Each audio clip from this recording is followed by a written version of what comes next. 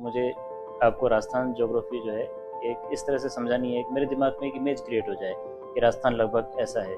किसी जगह की भौगोलिक परिस्थिति उसके इतिहास को कैसे प्रभावित। अभी युद्ध के हालात हो रखे हैं, ऐसे में मीडिया की क्या भूमिका होती है? एक जिम्मेदार मीडिया को कैसे बिहेवियर करना चाहिए? तो इंडियन मूवीज और कह सकते हैं टीवी है, उसमें जो महिलाओं का चित्रण किया गया है और कोरियन ड्रामा में चित्रण किया गया है, उसमें क्या अंतर देखते हैं?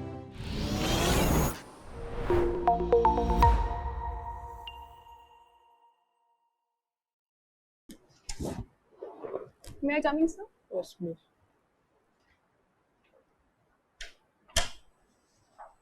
Good afternoon, sir. Please wait. Thank you, sir.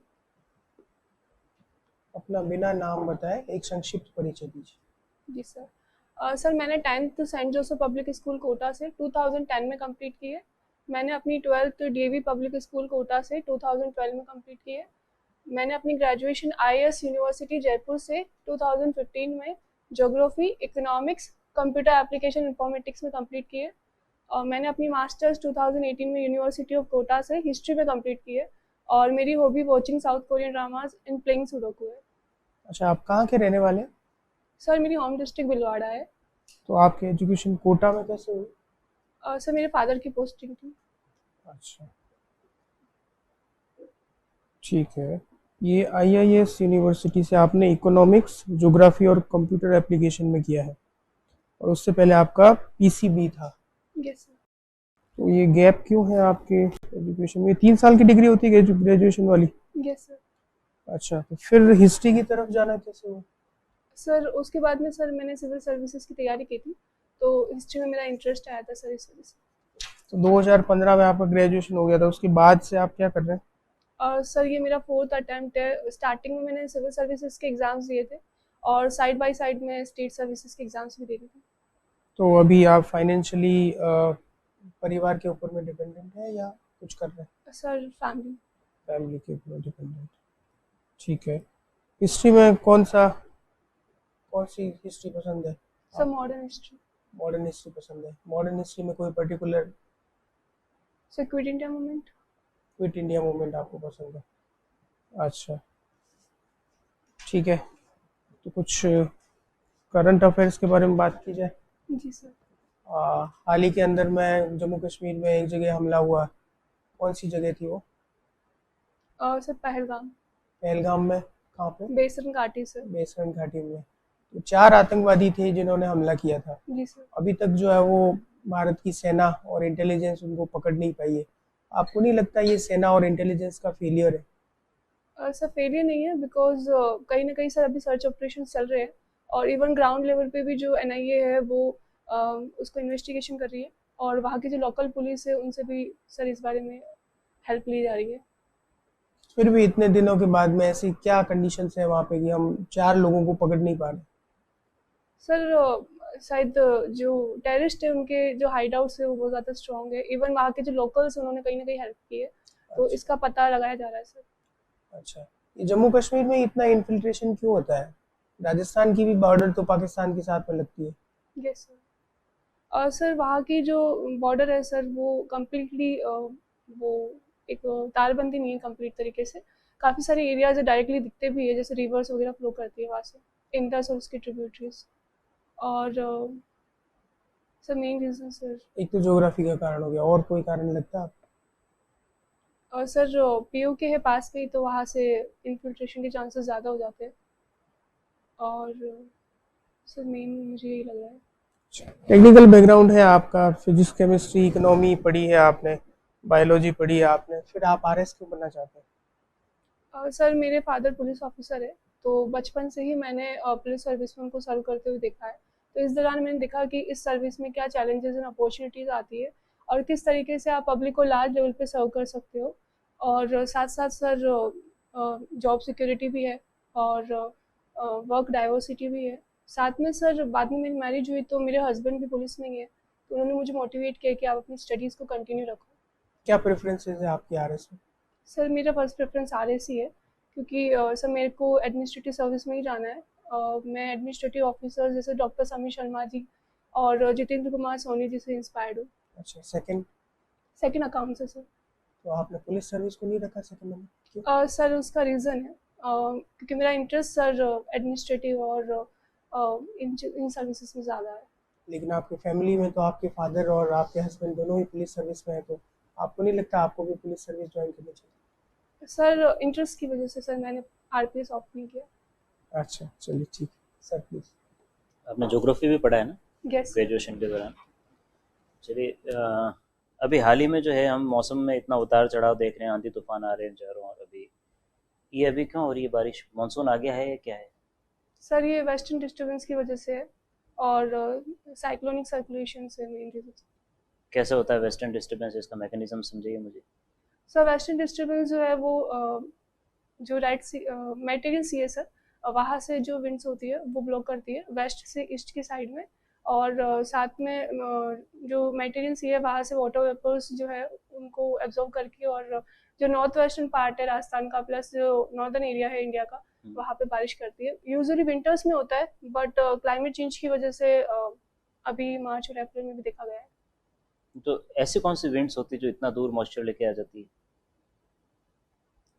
Sir western disturbance में हाँ, कौन सी विंड्स की बात कर रहे हैं आप? उनको पर्टिकुलर किसी नाम से जाना जाता है? Sir jet stream. Jet streams? कौन सी वाली जेट स्ट्रीम्स? सर ये ईस्टर्ली जेट स्ट्रीम सर। अच्छा, जो मानसून अभी आएगा ये जो है कहाँ से शुरू होता है भारत में वैसे? मानसून की शुरुआत सर कहाँ से? सबसे पहले केरल को हिट करता है, पर अंडमान निकोबार आइलैंड पे सबसे पहले आता है। इंडिया की बात करें तो सर मानसून को कैसे डिफाइन करते हैं हम? सर मानसून जो होती है वो seasonal reversal of the direction of the winds बोला जाता है। और हमारे इंडिया में कौन से डायरेक्शन से आते हैं? Sir south west monsoon. South west monsoon. तो ये मानसून को इम्पैक्ट करने वाले कौन कौन से फैक्टर्स होते हैं?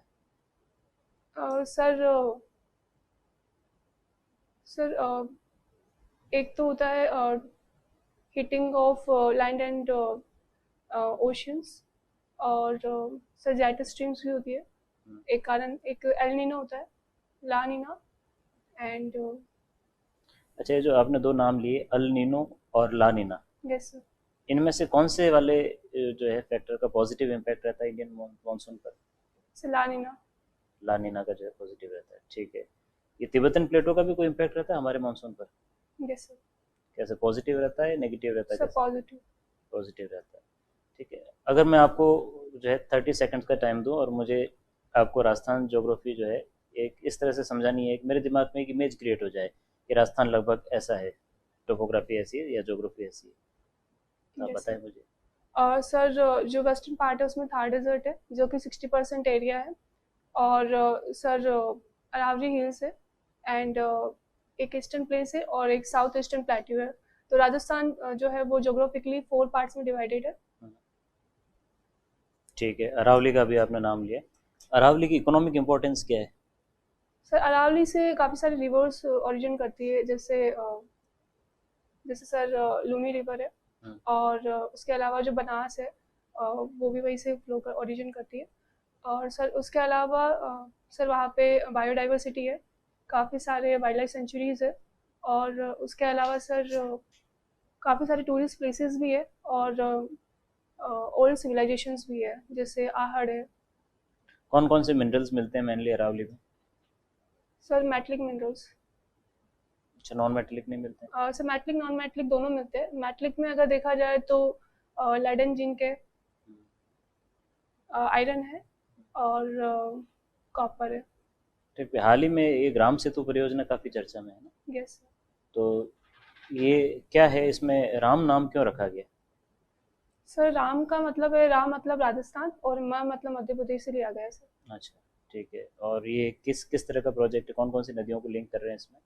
सर इसमें कूनो कुल पार्वती काली सिंध नदी का जो एक्सेस वाटर है मानसून के पीरियड में उसको ट्रांसफर किया जाएगा बनास बाणगंगा मोरेल रिवर्स में। ठीक है। न्यूज़पेपर्स पढ़ते हैं आप रेगुलरली? Yes sir. मुझे आज की कोई बड़ी 2-3 खबरें बताएं। सर एक तो जो अभी ऑपरेशन सिंदूर किया गया है इंडियन आर्म फोर्सेस के द्वारा, उस पर न्यूज़ थी सर। एक था जो मॉक ड्रिल कल करी गई है उसके बारे में था, और सर एक जो जसवंत वर्मा जो हाईकोर्ट के जज थे, उनकी रिपोर्ट आई है इन हाउस कमेटी की सुप्रीम कोर्ट की। ये मॉक ड्रिल कब की जाती है और क्या इसका इम्पोर्टेंस रहता है? सर मॉक ड्रिल जो होती है मोस्टली वो सिविल डिफेंस के लिए की जाती है। इसमें जो डिस्ट्रिक्ट एडमिनिस्ट्रेशन और जो सिविल डिफेंस कॉप्स होते हैं प्लस जो लोकल सिटीजन्स होते हैं उनको इन्वॉल्व किया जाता है। और ये सर मेनली जो प्रिवेंशन के लिए है और लोगों को अवेयर करने के लिए है कि इन केस ऑफ वॉर किस तरीके से अपने आप को बचाया जा सके। ठीक है, मुझे 2-3 फैक्चुअल आंसर्स चाहिए आपसे। अभी हमारे आर्मी चीफ कौन है? Sir army chief Upendra Dwivedi ji. Navy? Navy के sir DK Tripathi ji. Air force? Amarpreet Singh ji. Supreme commander कौन है अभी हमारे? Sir Anil Chauhan ji. Sorry sir president of India sir Droupadi Murmu ji sir. ठीक, थैंक यू सर। आपने पीजी हिस्ट्री में करी है, यस इतिहास की परिभाषा क्या है? Sir history is the study of facts. Facts.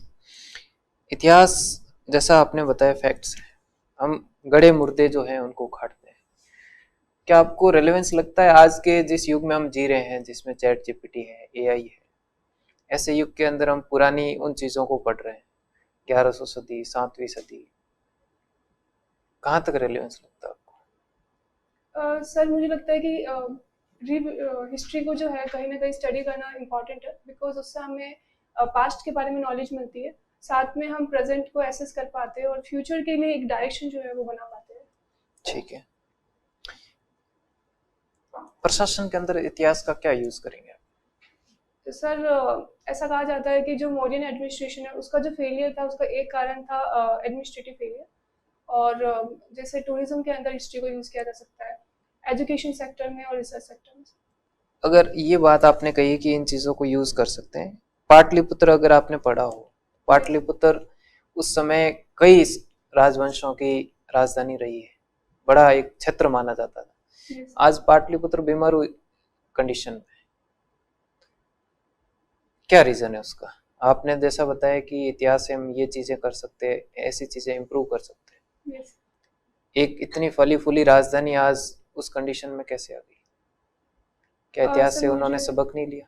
Yes sir मुझे लगता है कि उसका जो कंजर्वेशन है हेरिटेज का वो ज़्यादा तरीके से अच्छी तरीके से करना चाहिए। और अभी भी है सर चलो ठीक है। पटना बोलते हैं सर। भगवान बुद्ध पढ़ा है आपने? Yes sir. भगवान बुद्ध से आपने क्या सीखा और उसको कैसे लाइफ में इम्प्लीमेंट किया? सर एक तो जो सबसे इम्पोर्टेंट है वो है मिडिल पाथ थ्योरी, कि कभी भी दोनों एक्सट्रीम्स जो है उनको अडॉप्ट नहीं करना है लाइफ में। तो मैंने ये सर एक तो वहाँ से सीखा है। एक जो है कि कॉजेस ऑफ सोरोज जो होते हैं वो है इग्नोरेंस। तो इग्नोरेंस सर मुझे लगता है कि ठीक है, इकोनॉमी पढ़ी है आपने ग्रेजुएशन में। यस एक तरफ हम देखते हैं, दावा करते हैं कि भारत के अंदर 11% लोग, 12% लोग ही गरीब बचे हैं, दूसरी तरफ हम लगभग 80 करोड़ लोगों को राशन देते हैं फ्री में। दोनों कहाँ तक जो है आपको तार्किक लगते हैं? हम जो दावे करते हैं कौन से वाले दावे आपको सही लगते हैं?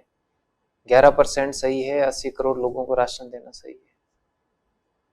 सर जो हम NFSA national food security act के अंदर 80 करोड़ लोगों को जो फूड देते हैं सर वो इम्पॉर्टेंट है ताकि फूड सिक्योरिटी प्रोवाइड कर सके हम पुअर जो सोशो इकोनॉमिक कास्ट सेंसस के अंदर जो लोग आते हैं उनके लिए।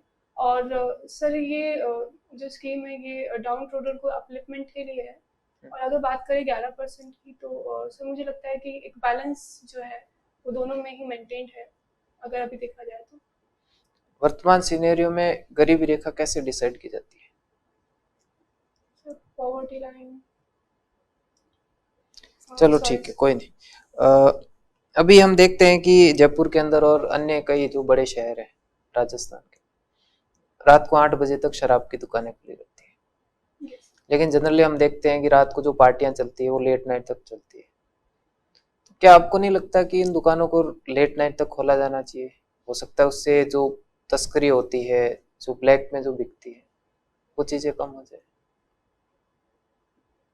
सर मुझे लगता है कि जो वाइन शॉप्स वगैरह है उनका जो टाइमिंग है 8 o'clock का वो गवर्नमेंट ने कुछ बेसिस पे ही डिसाइड किया होगा। और अगर हम बोले कि जो सर पार्टीज वगैरह होती है वो बेसिकली इन हाउस होती है जैसे बार्स वगैरह में या क्लब्स वगैरह में। तो सर मुझे लगता है कि ठीक है। सही है। किसी जगह की भौगोलिक परिस्थिति उसके इतिहास को कैसे प्रभावित करती है?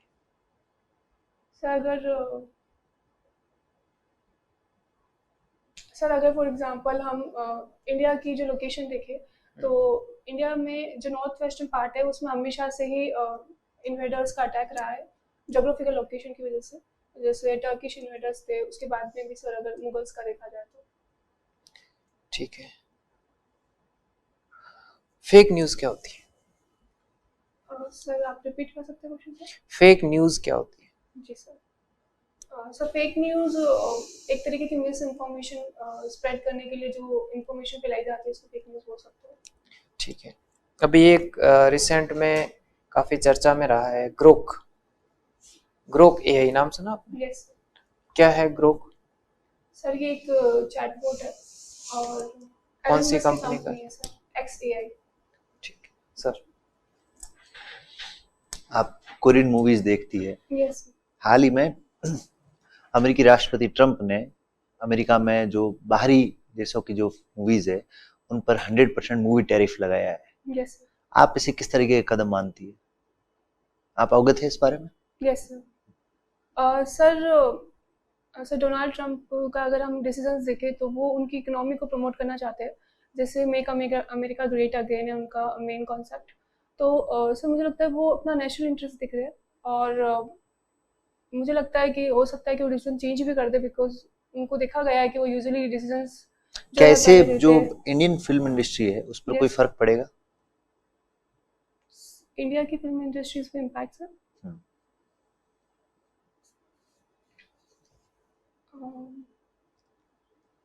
सर मेरे हिसाब से सॉरी सर इसका मुझे आइडिया नहीं है सर। जो भारत की फिल्म इंडस्ट्री है उसमें Yes. पाकिस्तानी कलाकारों को काम न देना कहाँ तक उचित है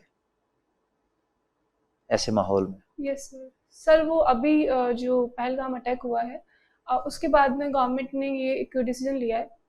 इसमें सर डिप्लोमेटिक तरीके से वो स्ट्राइक किया गया है और मुझे लगता है सर ये एक तरीके से सही भी है बिकॉज कहीं ना कहीं हमारे ऑनरेबल प्राइम मिनिस्टर सर ने भी बोला है कि war and peace can't go together.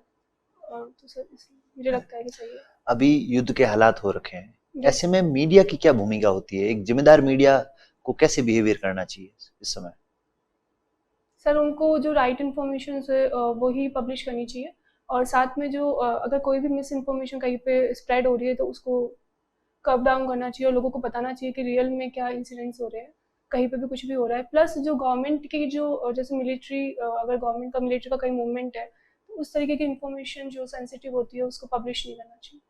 अभी हम देख रहे हैं कि अखबारों में और जो इलेक्ट्रॉनिक मीडिया है इसमें Yes. मीडिया युद्ध का बहुत गुणगान कर रहा है, महिमा मंडित कर रहा है। तो क्या युद्ध से सच में कोई फायदे होते हैं? सर युद्ध से कोई बेनिफिट नहीं है दोनों ही कंट्रीज को जो भी वॉर में आते हैं वो इसमें प्रॉपर्टी के साथ में लाइफ एंड ह्यूमन सभी का जो है लॉस होता है। बट तो फिर लड़े क्यों जाते हैं युद्ध जब कोई फायदा नहीं है तो? सर वॉर एक लास्ट रिजोर्ट के रूप में यूज होता है और जब सारे ऑप्शंस खत्म हो जाते हैं तब वॉर होना चाहिए। ठीक सर प्लीज। आपको कोरियन ड्रामा देखना पसंद है? यस ये आजकल की यूथ में कोरियन ड्रामा इतना पॉपुलर क्यों है? सर कोरियन ड्रामास की जो थ्योरीज जो उनका जो मेन जॉनर होता है वो बहुत ही डिफरेंट होता है और इवन वहाँ की जो स्टोरीज होती है वो बहुत ही यूनिक होती है और इंडियन कल्चर और सर कोरियन कल्चर जो है वो काफ़ी हद तक सिमिलर होता है जैसे वर्क कल्चर हो गया, फैमिली कल्चर हो गया, इसलिए। अच्छा, कुछ एग्जाम्पल बताइए जो आपने कोरियन ड्रामा रिसेंटली देखा हो। सर मैंने माय नेम देखा था उससे थ्रू मैं एम्पावर्ड हुई थी कहीं ना कहीं, मतलब मुझे मोटिवेट किया था उस ड्रामा ने जिसमें जो एक फीमेल लीड होती है वो किस तरीके से उनके फादर की डेथ के बाद में वो स्ट्रगल करते रहते हैं और कंटिन्यूसली जो है काफ़ी मोमेंट्स आते हैं उनकी लाइफ में डीप, तो भी वो कंटिन्यूसली अपने गोल के लिए बढ़ते रहते हैं। तो इंडियन मूवीज और कह सकते हैं टीवी है उसमें जो महिलाओं का चित्रण किया गया है यस और कोरियन ड्रामा में चित्रण किया गया है उसमें क्या अंतर देखते हैं? सर कोरियन ड्रामाज में जो फीमेल्स होती है उनको बहुत ज़्यादा एम्पावर्ड दिखाते हैं, इवन उनको हायर पोस्ट पे भी दिखाया जाता है। फॉर एग्जांपल सीईओ है किसी कंपनी की या फिर पॉलिटिकली भी अगर देखा जाए पॉलिटिकल पावर में भी कोई मेन पोजीशन में है। और अगर इंडियन ड्रामाज में देखा जाए तो सर टिपिकली वो as a daughter in law या फिर वर्किंग वुमेन सर बहुत कम दिखाते हैं। अच्छा, चलिए मेरा अंतिम क्वेश्चन है कि आप 2016 से लगातार इस परीक्षा में अपीयर हो रही है, यस सर। इस बार भी यदि सिलेक्शन नहीं हुआ तो आप क्या करेंगे? सर फर्स्ट ऑफ ऑल तो इस बार मेरा मेंस अच्छा हुआ है तो मैं कॉन्फिडेंट हूँ कि मेरा इस बार फाइनल सिलेक्शन हो जाएगा, बट इवन 1% चांस हो कि मेरा नहीं हो तो सर मैं वापस से रीअपेयर करूँगी। चलिए ठीक है, आपका इंटरव्यू समाप्त हुआ, आप जा सकते हैं। Thank you. Thank you sir.